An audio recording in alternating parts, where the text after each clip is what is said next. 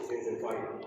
我们很高兴再次见到上次他给我们介绍第318课的资讯，今天就要告诉我们古典传统可以历久弥新。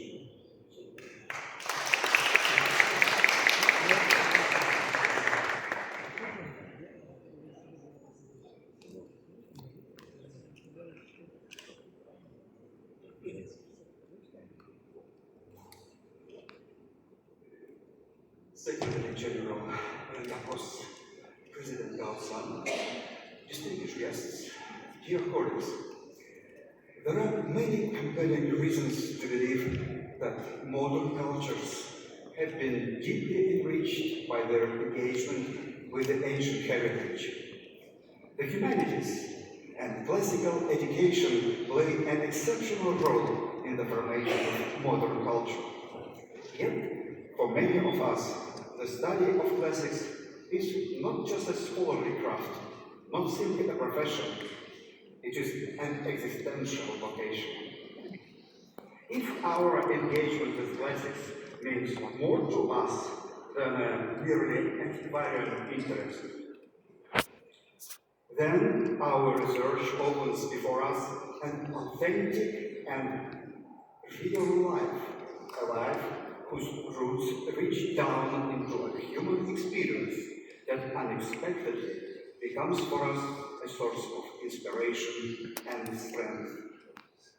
The greatness of classical works is what makes them universal, intelligible, intimate, and relevant to people in different epochs and the most diverse corners of the world. More than that, they unite nations and peoples, becoming a common inheritance and opening national cultures towards one another. And yet, although classical works resonate in the minds and souls of people throughout the world, they themselves are always born in a concrete place and time.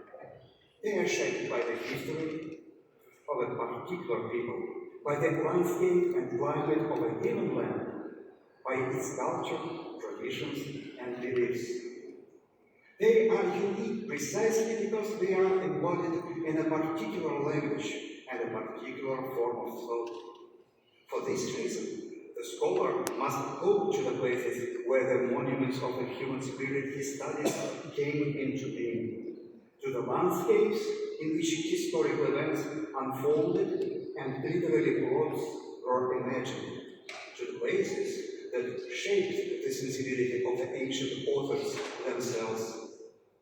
This is why Ernest Renan, who famously called the landscape of the Holy Land the fifth gospel, set out to write his life of Jesus in situ, inspired by the spirit of the land. The inaugural World Conference of Classics held in Beijing in 2024 offered us precisely such an experience. Those of us who took part in it still remember the unforgettable impression made upon us by the deep antiquity and modern achievements of Chinese civilization, by the wisdom and grandeur of Chinese culture embodied in the ancient capitals we visited, in the museums through which we walked, and in the long shelves of scholarly translations of the classics that were shown to us. A splendid volume of selected proceedings has now been published in 3 languages, Chinese, Greek, and English. Today, we are gathered in Athens. As the inscription about my head reads, and here I quote Philippus Ioannou, the Muses, companions of freedom, have returned again to Hellas, and now bestow their gifts upon the children of the Greeks. For me, as a Russian scholar, the study of the heritage of Greece has always meant turning toward one of our mother cultures. For through Byzantium, over the course of many centuries, the Greek heritage shaped Russian culture itself, its language, its orthodox faith, and liturgical rite. Thus, the experience of classics is never abstract. It is always both universal and concrete. It leads us beyond our own borders, but it does not dissolve our own identity. On the contrary, it gives that identity depth, memory, and form. Hans-Georg Gadamer once observed that antiquity possesses a mysterious ability to move in step with the transformations of spiritual world. However profoundly our image of history and the order of ways that image entails may change with this changing spirit of the age, antiquity continues to occupy within our constantly transformed spiritual reality the same rank. It remains a possibility of ourselves that stands ahead of us. This is why antiquity cannot be reduced to the past.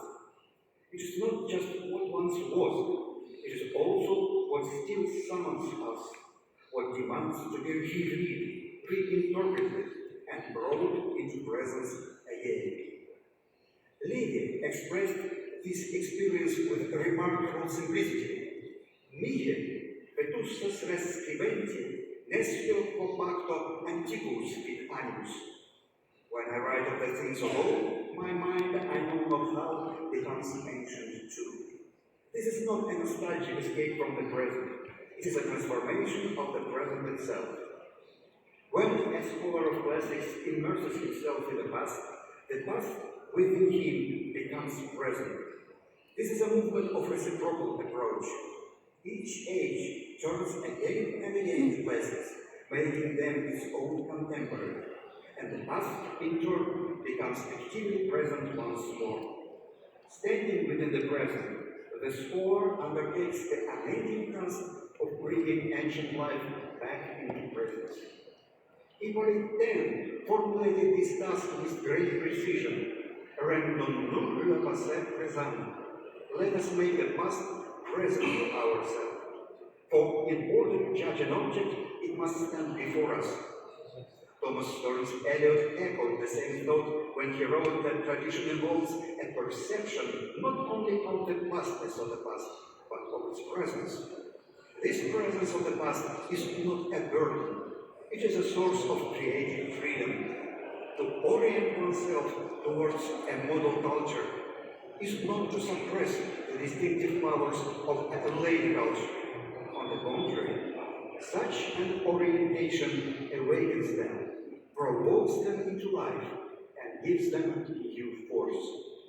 The culture that receives antiquity does not merely imitate it discovers itself through it. As the history of modern culture shows, the impulse to reread the ancient heritage is not a luxury, but a vital need, perhaps even a condition of cultural self-preservation. Attempts to devise civilizational models cut off from the basic classical metrics have again and again proved short-lived, inwardly hollow, and quick to degenerate. If we wish to remain in being, to preserve our cultural identity and its living form, we must ceaselessly summon the ancient past into an ever-new present. And we must continue this work regardless of external circumstances, which for this kind of activity are almost always unfavorable. For classics is not behind us, it is before us. Academy S.I.A., a possession for all time, ancient, living, and still to come.